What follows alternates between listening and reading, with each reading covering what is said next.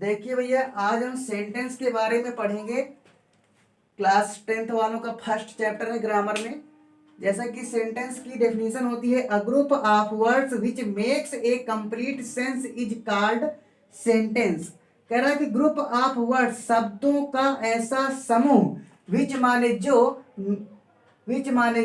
Makes माने बनाता है, ए कंप्लीट सेंस एक पूरा पूर्ण भाव उत्पन्न करे, इज कॉल्ड सेंटेंस। वह क्या कहलाएगा? वाक्य कहलाएगा। यानी वाक्य होना चाहिए, लेकिन कैसा होना चाहिए? वह उससे एक सेंस निकलना चाहिए। अब हम कहते हैं कि rat, mat, bat, set, cat लिख दें और लास्ट में फुल स्टॉप लगा दें और हम कह दें कि ये सेंटेंस है, तो भैया ये कोई सेंटेंस नहीं है, क्योंकि सेंटेंस में भाव उत्पन्न होना चाहिए। यहाँ तो रैट माने चूहा, मैट माने चटाई, बैट माने बल्ला और कैट माने बिल्ली, और ये तो कोई बना ही नहीं। देखिए, इसकी जगह अगर मैं लिखूं 1 मिनट,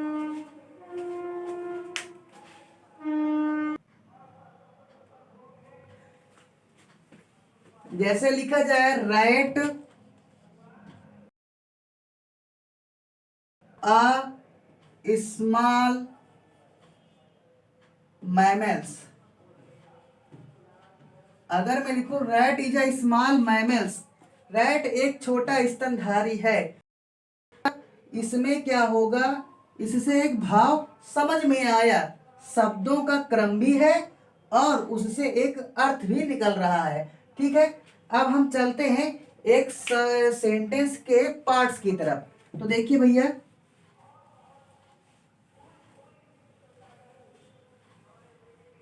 सेंटेंस के पार्ट्स में आते हैं। सेंटेंस ले लीजिए,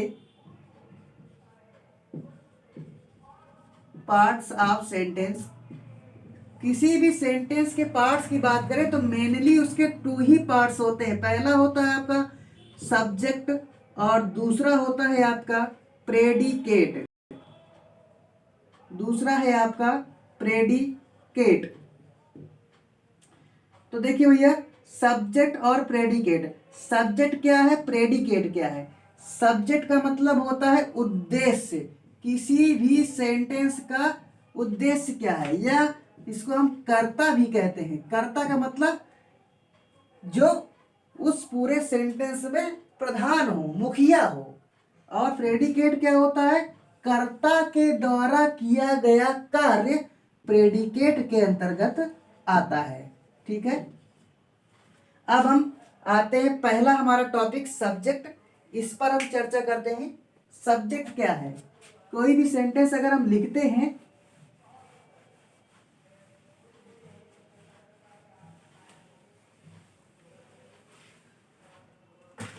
जैसे हमने कोई सेंटेंस लिखा, राहुल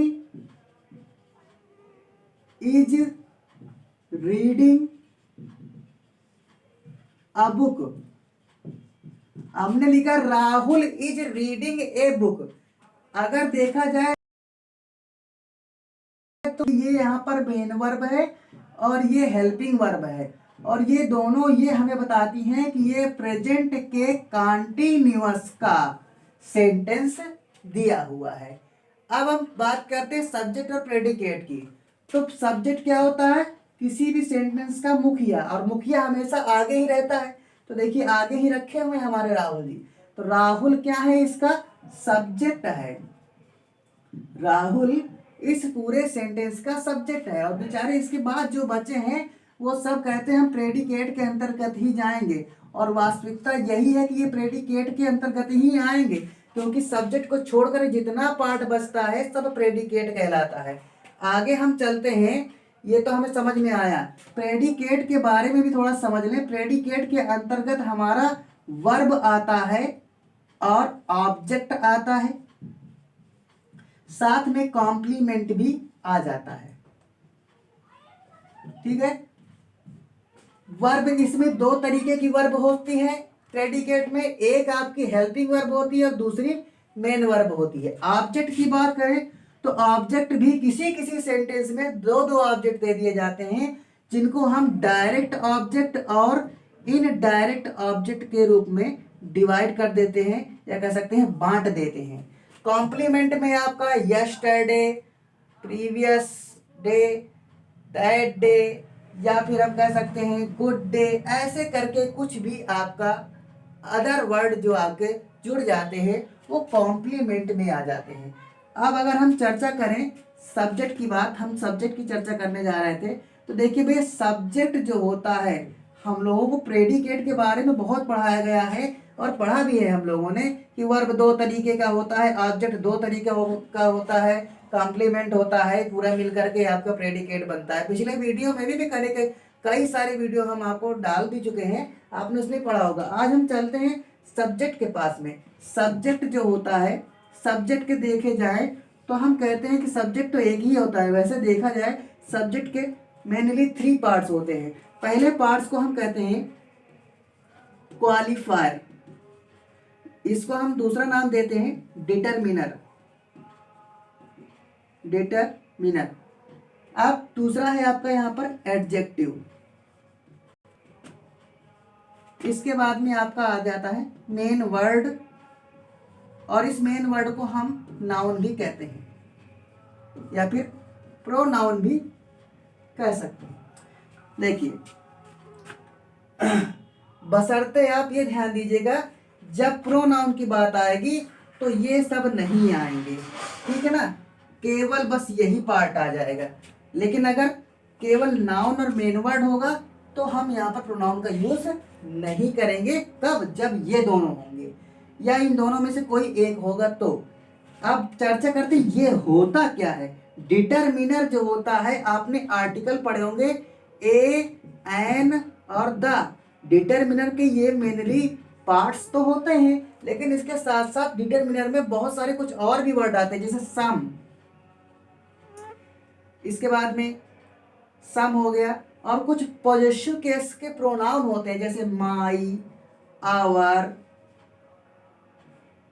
माई, आवर, इस तरीके के आपके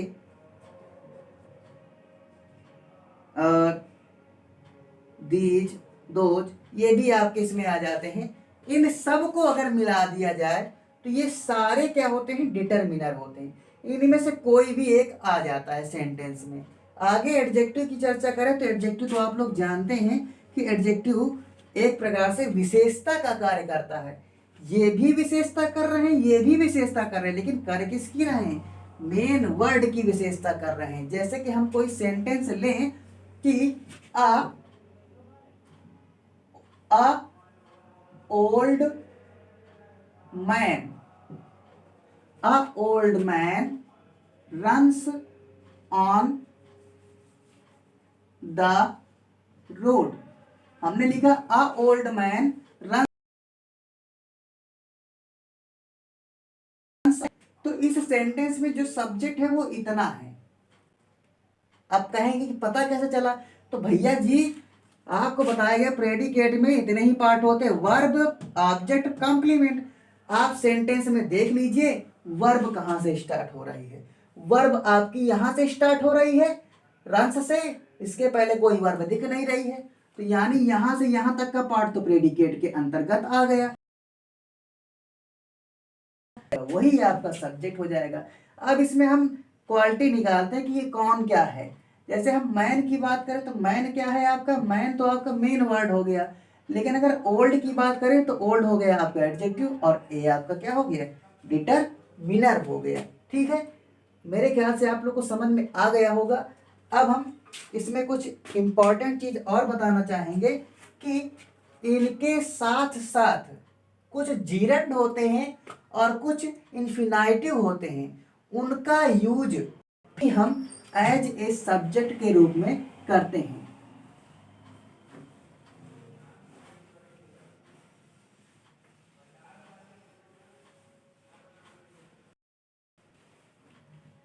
जैसे हमने लिख दिया डांसिंग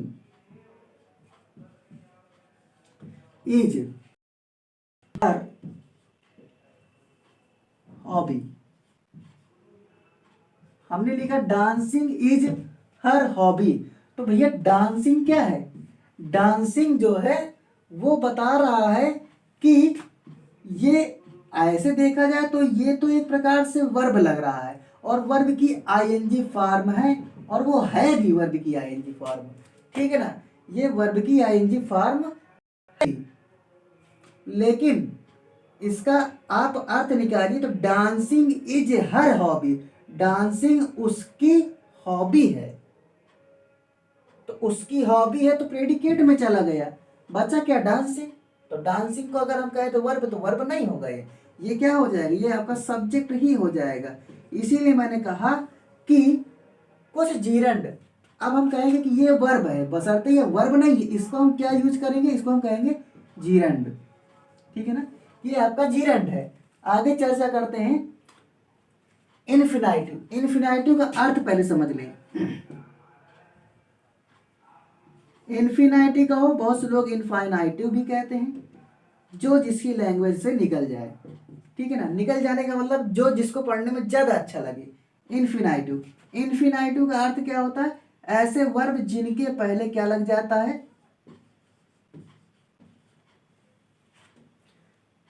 टू, जैसे बाथ लिखा तो बाथ के पहले क्या लग गया, टू।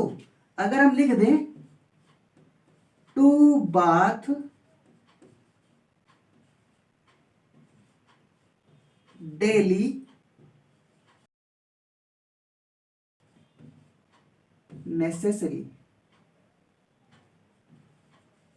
हमने लिखा to bath daily is necessary, तो यहां पर जो टू बाथ वर्ड आया, देखा जाए तो ये वर्ब है, लेकिन ये वर्ब खाली यहां तक है, लेकिन अगर यहां से इसको जोड़ देंगे तो ये वर्ब नहीं कहलाएगा, फिर ये इनफाइनाइटिव हो जाएगा, और जब ये इनफाइनाइटिव हो जाएगा तो ये क्या बन जाएगा, ये बन जाएगा सब्जेक्ट, और आगे जो बचेगा वो आपका किस में चला जाएगा, प्रेडिकेट में चला जाएगा, ठीक है। तो आपको आज इतनी सारी चीजें सीखने को मिली होंगी, मेरे ख्याल से आप सभी लोग को काफ़ी सारी चीज़ें समझ में आई होंगी, और अगर आपको इसमें थोड़ा सा भी समझ में आया है तो आप हमारे चैनल को आगे बढ़ाएं, लाइक सब्सक्राइब शेयर अवश्य करें। मैं आप सभी से यही चाहूँगा। डीके कोचिंग सेंटर आप सभी के उज्जवल भविष्य की कामना करता है। आप सभी लोग बढ़ चढ़ करके हमारे चैनल को शेयर करें, जिससे कि आपको प्रतिदिन अच्छे से अच्छी वीडियो हम उपलब्ध करा सकें। धन्यवाद।